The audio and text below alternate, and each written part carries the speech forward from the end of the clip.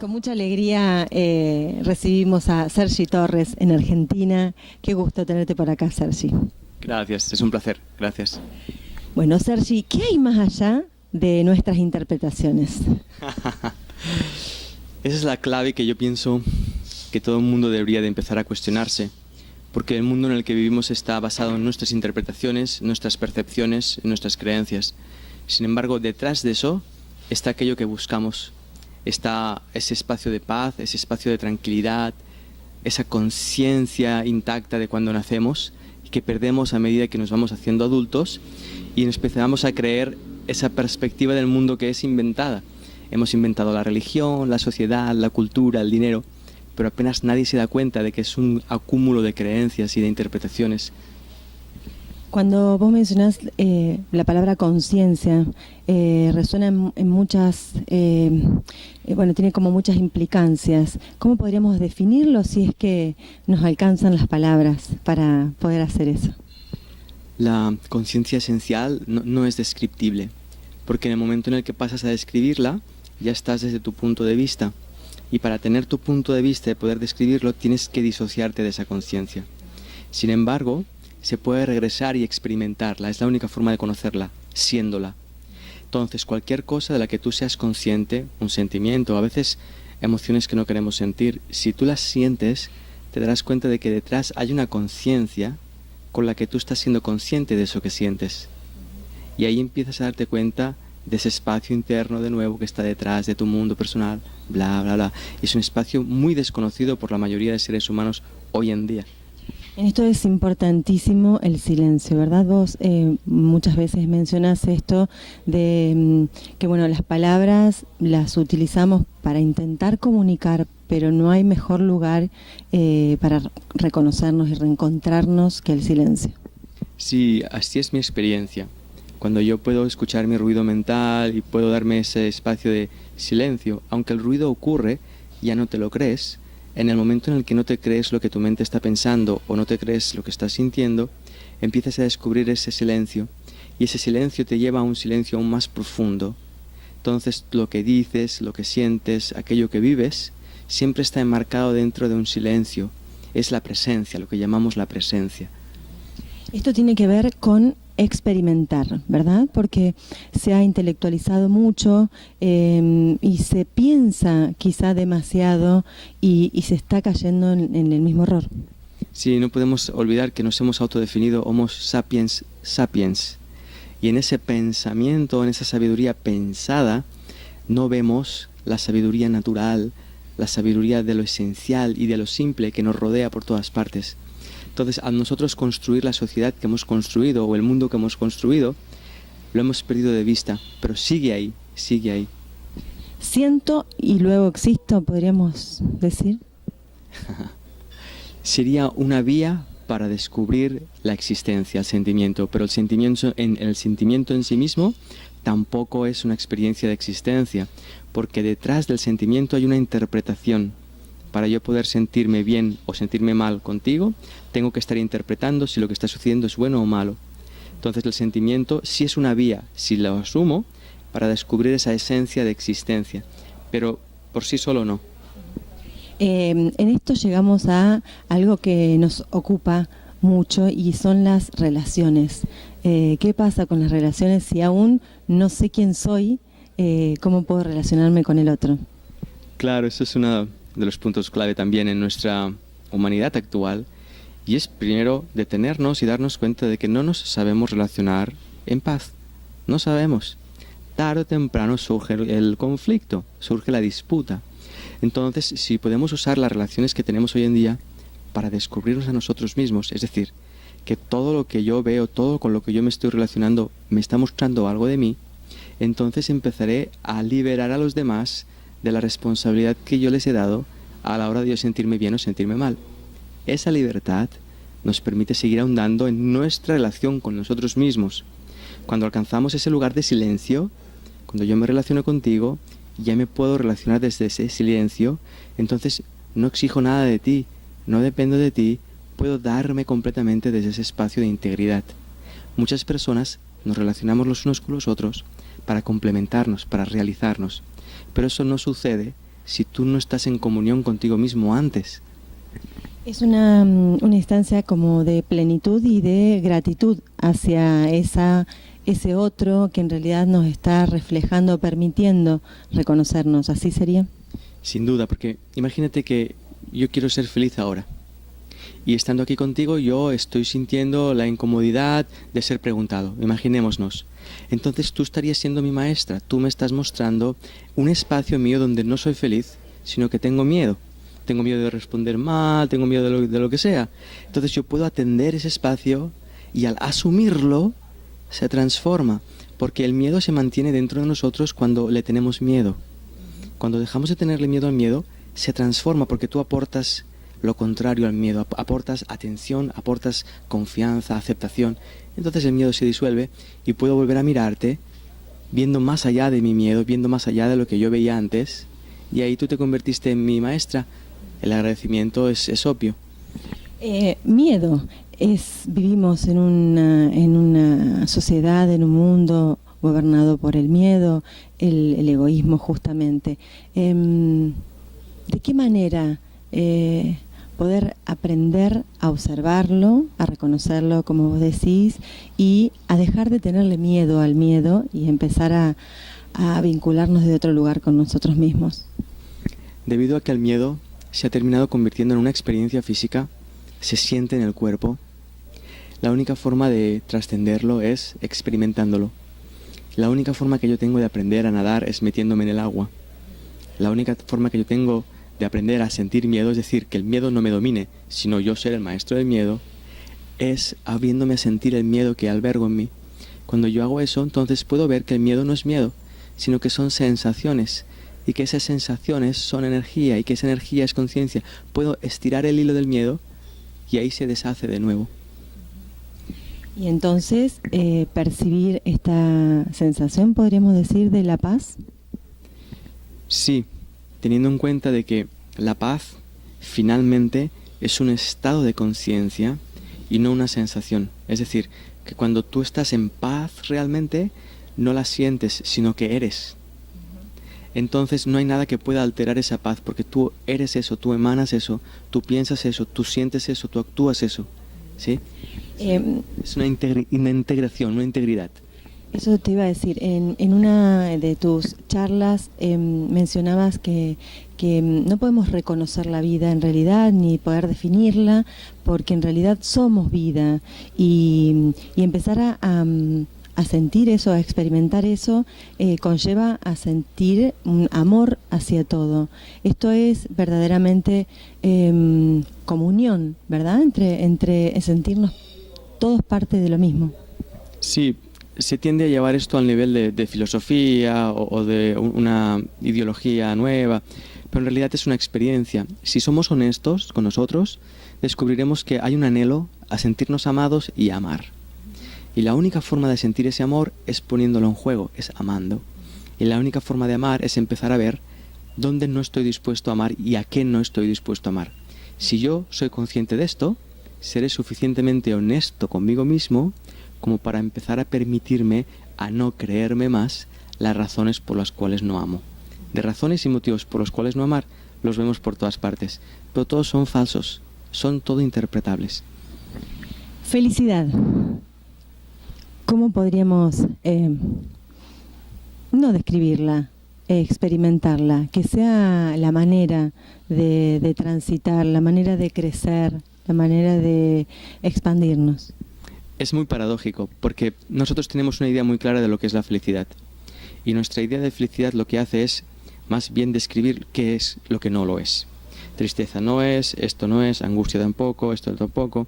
Entonces nuestra idea de felicidad depende de muchos factores. Depende de lo que ocurre, de lo que me dicen, de lo que no me dicen. Eso no es felicidad. Es nuestra versión de la felicidad y es inalcanzable. Porque está creada, esa imagen de felicidad está generada desde una mente que no es feliz. Entonces no puede generar una imagen de felicidad que conseguir. Visto eso, cuando yo miro e indago en mí mismo, veo que si yo voy a sentir felicidad va a tener que ser en el momento en el que yo estoy sintiendo algo. No puedo sentir felicidad antes, ni puedo sentir felicidad luego. Solo la puedo sentir ahora. Y ahí viene la gran paradoja. Si eso es cierto, significa que lo que estoy sintiendo ahora, sea lo que sea que yo creo que es, tiene que ser felicidad. Ahí es donde empiezo a asumir y a respetar que me sienta triste, que me sienta decepcionado, y cuando hago eso, curiosamente, esa decepción o esa tristeza se transforma en conciencia, en presencia, en realización, y ese estado mental es lo que es la felicidad. La felicidad, de nuevo, como la paz, no es una sensación feliz, es un estado de plenitud que da la bienvenida a todo lo que ocurre. Hay una expresión que me gusta mucho que es inaugurar. Cada inspiración, esta inspiración es única, es nueva, no la experimenté. Si aprendemos ejercitando, reentrenándonos a vivir de esta manera, podemos experimentar felicidad. Sí, porque entras en un estado de mental de niño. Niño no significa imprudente, no significa que vayas a causar algo malo. Niño significa inocencia. Significa que cada instante te sorprende, significa que siempre está ocurriendo algo nuevo y significa que siempre te estás descubriendo a ti mismo a raíz de lo que ocurre. Ya no das nada por sentado, ya no tienes expectativas de nada, solo existes. Y esa mirada, de nuevo, es lo que es la realización, es la plenitud. Es observar la realidad tal cual es y no como la proyectamos o la interpretamos. Como decía Nietzsche, no existen hechos, solo interpretaciones. Así es, pero para ver el hecho real que hay ahí, primero tengo que ver mis interpretaciones, asumirlas, aceptarlas y no creérmelas. Una vez hecho esto, mi mirada, de forma natural, sin hacer nada, va más allá de mis interpretaciones y empiezo a ver cosas que no había visto antes. ¿Todo es perfecto, Sergi? Es perfecto en sí mismo, pero para alcanzar ese estado que ve perfección en todo lo que ocurre, primero tengo que asumir mi visión imperfecta de las cosas. Cuando yo asumo mi visión imperfecta de las cosas y mi intento de que todo sea perfecto a mi manera, entonces puedo descubrir que hay una perfección debajo de eso. Hay un sentido más profundo al que yo le estoy dando. Siempre hay un sentido más profundo a ello. Me atrevo a preguntarte en lo personal, porque quizá mucha gente que vaya a mirar esta entrevista pueda sentirse lejano a esta experiencia, ¿verdad? Sergi Torres es Sergi Torres y nació y experimentó el mismo camino que muchas de las personas que pueden estar mirándonos. Sin duda, y es constante. Estoy en una experiencia humana en el año 2016 y experimento todo lo que un ser humano experimenta en el año 2016, absolutamente todo. La única diferencia que pudiera haber es que en lugar de evitarlo y rechazarlo sistemáticamente, hay un cuestionamiento a si realmente eso que está ocurriendo se puede vivir finalmente. Cuando uno hace esa decisión de vivirlo, se transforma. Pero la vida sigue siendo igual. Se ve desde otra profundidad, pero sigue siendo igual. ¿Qué pasa con el dolor? Lo que nos duele. ¿Es un maestro? ¿Es una lección que aparece? ¿O es parte de este sistema de sufrimiento que hemos construido? Para mí, el dolor es como un sistema que la mente tiene para llevarse al presente. Cuando yo siento dolor, tengo que estar ahí. Siento ese dolor, eso me lleva al presente. Cuando estoy en el presente, entonces puedo ver más allá del dolor. Pero el dolor es un mecanismo que nos lleva a atender al instante en el que estamos. Y es un instante muy rápido, porque en el momento en el que aparece, ya estamos ahí atendiéndolo. Si no le tememos y tratamos de rechazarlo, el dolor nos va a enseñar unos espacios internos de nuestra conciencia que no conocemos. ¿Cómo hacer, Sergi, para vincularnos, para ir viviendo las experiencias y también a la vez intentar no tener esas referencias del pasado, ¿no? Todas esas cosas que nos traen los recuerdos y de repente nos encontramos en una situación similar, según nos dice nuestra mente, y se activan muchas reacciones. ¿Cómo hacer para volver, deshacer ese camino, desandar ese camino y manifestarnos como niños, ¿no? Ante lo nuevo? Para mí la clave es la atención. Es atender. Solo con que te pongas a atender lo que estás pensando, lo que estás haciendo, una reacción tuya ante una situación, te puedes detener ahí y cuestionar, ¿esto que estoy haciendo realmente de dónde surge?